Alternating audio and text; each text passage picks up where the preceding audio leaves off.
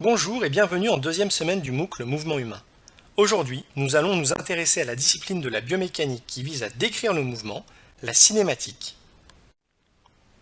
Nous avons abordé lors du cours au sujet de la dynamique les causes du mouvement. Les forces produites et transmises par le système musculo-tendineux chez l'homme permettent d'accélérer et donc de mettre en mouvement un segment ou le corps dans son ensemble. La cinématique, quant à elle, vise à décrire le mouvement selon deux grandeurs fondamentales, la position et le temps. Autrement dit, elle permet d'analyser les changements de position au cours du temps. Deux grandeurs en seront dérivées, la vitesse et l'accélération. Lorsque l'on analyse un mouvement humain, il est possible en première intention de simplifier la situation en considérant que le mouvement du centre de masse est représentatif de l'individu. Nous allons ici réduire Usain Bolt à un point situé aux alentours de son nombril, ici représenté en bleu. La position est donnée par rapport à un point de référence, qui donnera le 0. On parle alors de repère. Dans cet exemple, le repère sera la ligne de départ. Puis, au cours du sprint, Usain Bolt va se déplacer. Sa position va changer.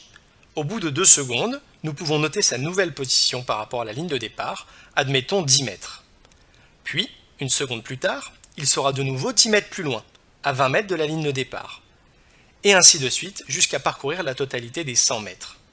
La succession des positions dans le temps donne la trajectoire. Elle est ici linéaire.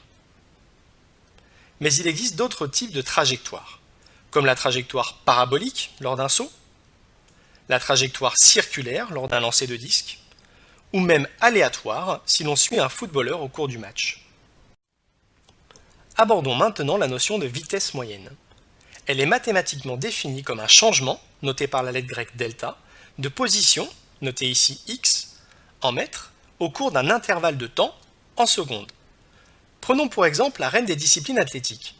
Afin de déterminer la vitesse moyenne d'un sprinter lors de sa course, nous avons besoin de connaître son changement de position, autrement dit la distance parcourue. Elle est ici bien connue, c'est 100 mètres. La deuxième information nécessaire est le temps mis pour parcourir cette distance. Avec un simple chronomètre, il est possible de la mesurer. Pour les meilleurs sprinteurs de la planète, c'est une affaire d'une dizaine de secondes. Nous pouvons maintenant calculer la vitesse moyenne au cours du sprint. Elle est de 10 mètres par seconde. C'est-à-dire en moyenne, Usain Bolt met 1 seconde pour parcourir chacun des 10 mètres le séparant de la ligne d'arrivée. Cette vitesse moyenne est représentée ici par le tracé gris. Intuitivement, on perçoit qu'elle ne semble pas bien représenter la réalité. Comment pourrait-il déjà avoir une vitesse de 10 mètres par seconde, soit environ 36 km/h, dès le premier mètre de course? Afin d'analyser la cinématique de cette course plus en détail, nous pouvons calculer la vitesse moyenne non pas sur la course dans son intégralité, mais par intervalle de 10 mètres. Quelle est la vitesse moyenne du sprinter sur les 10 premiers mètres, et sur les 10 suivants, et ainsi de suite. Voici le tracé obtenu en procédant ainsi. Il est même possible d'être encore plus précis, jusqu'à pouvoir parler de vitesse instantanée. Mathématiquement, il s'agit de la dérivée de la position par rapport au temps. Une vitesse moyenne va être calculée sur un intervalle de temps le plus petit possible. On dit qu'il tend vers 0. Pour l'analyse de la vitesse instantanée d'un sportif, il est possible d'utiliser des radars qui ressemblent en tout point à ceux chargés d'évaluer la vitesse des véhicules sur la route. Généralement, l'intervalle de temps entre deux mesures de position est de 10 millisecondes, ce qui permet d'obtenir une idée très précise de l'évolution de la vitesse au cours du sprint. Des indicateurs de la performance peuvent être extraits à partir de cette vitesse instantanée, comme la vitesse maximale que peut atteindre un individu, ici environ 13 mètres par seconde. L'accélération correspond à la dérivée de la vitesse par rapport au temps, c'est-à-dire au changement de vitesse pour un intervalle de temps donné. Si nous reprenons l'exemple précédent, il est possible de distinguer 3 phases. Une phase d'augmentation de la vitesse, c'est-à-dire d'accélération. Une phase de maintien de la vitesse, l'accélération est ici nulle, et une phase de décroissance de la vitesse, il s'agit d'une décélération ou accélération négative. L'accélération est un paramètre important de la performance. 2 athlètes peuvent avoir la même vitesse maximale, mais si l'un d'entre eux, ici représenté en rouge, a une accélération moins importante, il mettra plus de temps à atteindre sa vitesse maximale, et donc plus de temps pour parcourir le 100 mètres. Bien que le mouvement du corps humain dans son ensemble soit souvent assimilable à une trajectoire rectiligne, il est créé par des segments corporels pivotant autour d'articulations. Il s'agit alors de mouvements de rotation. Dans ce cas, on parlera de position angulaire mesurée en radians. Des outils nommés goniomètres permettent de mesurer l'évolution de la position angulaire. Ils peuvent par exemple être positionnés sur l'articulation du genou lors d'une descente en ski. La vitesse angulaire peut alors être calculée comme l'évolution de la position angulaire au cours du temps, ayant pour unité le radian par seconde. Voici un tracé représentant la vitesse angulaire du genou d'un skieur. Dans la première partie du virage, la vitesse angulaire est négative. C'est une flexion de genou. Dans la deuxième partie, la vitesse est positive. Il s'agit d'une extension de genou. Sur la base de telles informations, il est possible d'analyser par exemple la fatigue au cours de la descente qui peut générer une diminution de la vitesse angulaire.